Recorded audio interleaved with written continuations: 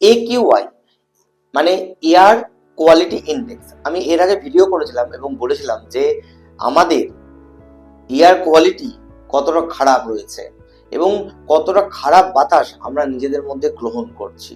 আজকে বলবো যে কি কি কারণে আমাদের আশেপাশের বাতাস এত বেশি দূষিত হয়ে আছে।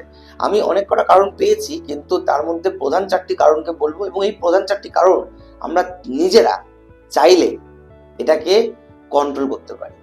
চলে আসুন এই চারটি কারণের দিকে। এক, আমাদের যে গাড়ি ঘোড়া, যেটা আমাদের পেট্রোল এবং ডিজেল দিয়ে চলে, সেই গাড়ি থেকে যে কালো ধোঁয়া বেরোয় সেটা কিন্তু তার প্রধান কারণ। 2 নম্বর, আমাদের যে কনস্ট্রাকশন ওয়ার্ক গুলো হয়, যেখানে বাড়ি ভেঙে ফ্ল্যাট হচ্ছে, ফ্ল্যাট ভেঙে ফ্ল্যাট হচ্ছে, নতুন ফ্ল্যাট হচ্ছে, এখানে প্রচুর পরিমাণে নতুন কনস্ট্রাকশন হতে গেলে সেখানে ধূলিকণা বেরোয়, আপনারা দেখেছেন। সেটা কিন্তু আমার কাছে 2 নম্বর কারণ লেগেছে। 3 নম্বর হচ্ছে আমাদের যে সমস্ত কলকারখানাগুলো রয়েছে, যেখানে আমাদের ধোঁয়া বেরোয়, যেখানে ইট ভাটা রয়েছে, সরি, যারা ইট ভাটার মালিক রয়েছেন বা ইট ভাটাকে কেন্দ্র করে যারা ব্যবসা করে বেড়াচ্ছেন, তাকে আমার আঘাত করার কোনো ইচ্ছা নেই, কিন্তু সত্যিটা তুলে ধরা আমার কাছে কর্তব্য বলে মনে হয়েছে। এবং আমার মনে হয়েছে যে ইট ভাটা থেকে যে কালো ধোঁয়া বেরোয় সেটাও কিন্তু আমাদের বাতাসকে দূষণ করে।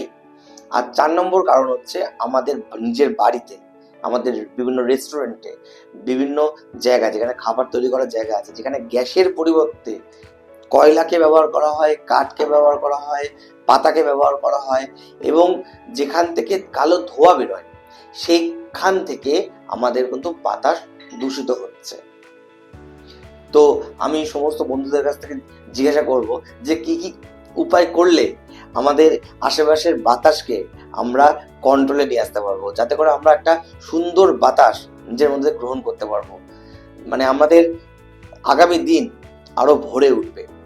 তো বন্ধুরা, কমেন্টস করতে থাকুন।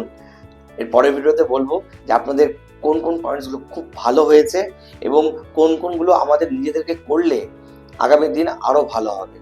আজকের মতো এখানেই, ধন্যবাদ।